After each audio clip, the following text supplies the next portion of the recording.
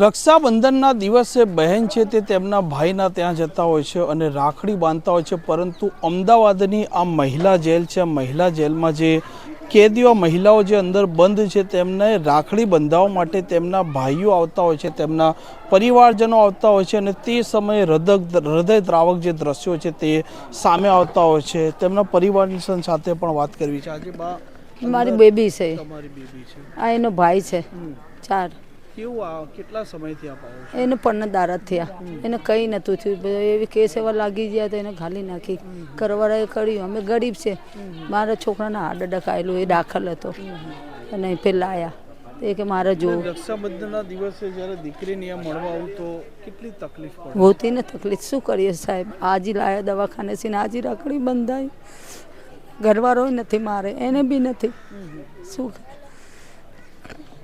અન્ય કોને મળવા આવ્યા છો? મારી બેનને મળવા આવ્યો। હા, રક્ષાબંધન બહેન ભાઈને રાખડી બાંધવા આવતા છે, પરંતુ આ ભાઈ અહીંયા આવતો હોય છે, કેટલું આમ દુઃખ થઈ રહ્યું? હા, બહુ દુઃખ થાય। કેટલા સમયથી આવો છો? હું 4 મહિનાથી આવું છું, 4-5 મહિના। મારી માં ઘરે એકલા રોઈ છે, બોલો શું કરીએ?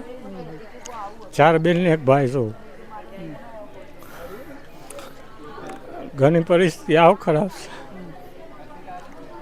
ખોટું કામ કરીને બેસી ગઈ મારી બેન, એક ગુરુજીના પ્રભાવમાં આવીને આવું કર્યું। એ ગુરુજીએ છેતરીને ફ્રોડ કેસમાં ગાળી દીધી અંદર, નકલી કોર્ટ। કેટલી યાદ આવે છે બેન? બહુ યાદ આવે, રાત દિવસ ખાવાનું નથી ખાતા અમે, શું ખાવાનું ફેંકી દઈએ, બોલો કોઈ શબ્દમાં કહી નથી શકતા અમે, એવી પરિસ્થિતિ છે અમારી। અન્ય લોકો પણ અહીંયા આવ્યા છે જે બહેનને મળીને રડી રહ્યા છે। બેન, તમે બેનને મળ્યા, બોલીને વાત કર, બોલ જે થવાનું થયું થઈ ગયું। બેન અંદર બેનને મળીને રક્ષાબંધનનો આજે દિવસ છે, શું ઈશ્વરને શું પ્રાર્થના કરી? બસ મારી બેન જલ્દી આ જાય, એની કોઈ ગલતી નથી, બસ એમ જ ફસાઈ ગઈ છે બસ બિચારી।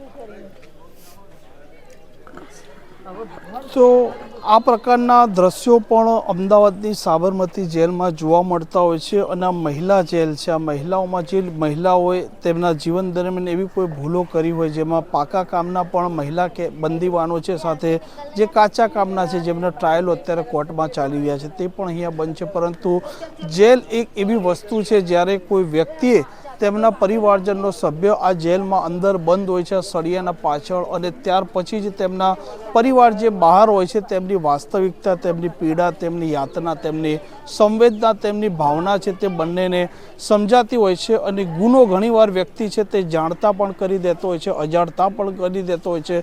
અને અમદાવાદની આ જેલ છે જેમાં પાકા કામના અને કાચા કામના કેદીઓ બંધ છે, તેમાંથી 90%થી વધારે એવા કેદીઓ અત્યારે દોષિત છે જેમણે તેમના જીવનમાં પહેલો અને કદાચ છેલ્લી વખતનો ગુનો કર્યો હોય છે અને જેલમાં દિવસ અને રાત છે તે વિતાવવા ખૂબ અઘરા હોય છે। અને ખાસ કરીને તહેવારના સમયે, કેમ કે તહેવારના સમયે અત્યારે અંદર આ જે કેદીઓ બંધ છે તે પણ રડતા હોય છે અને બહાર તેમના પરિવારજનો પણ રડતા હોય છે। આ વાસ્તવિકતા છે જેલની, અને વાસ્તવિકતા સૌ કોઈએ સમજવી જોઈએ। અને જ્યારે કોઈ વ્યક્તિને જાણતા કે અજાણતા ગુસ્સો આવે તે સમયે તેના ગુસ્સા પર કાબુ પણ રાખવો જોઈએ। અને ગુનાખોરીની દુનિયા સાથે જો તમે પણ સંકળાયેલા હોય તો તેનાથી એક વખત દૂર થવાનો પ્રયાસ કરજો, અને તે પ્રયાસ તમારા પરિવારજન માટે કરજો, કેમ કે જે દિવસે તમારે જેલમાં જવાના દિવસો આવશે, વારો આવશે, તે સમયે તે પીડા, તે યાતના પણ તમે સહન નહીં કરી શકો। કેમેરામેન અબુઝર શેખ સાથે તૌફિક ગાંચી, નવજીવન ન્યૂઝ, અમદાવાદ।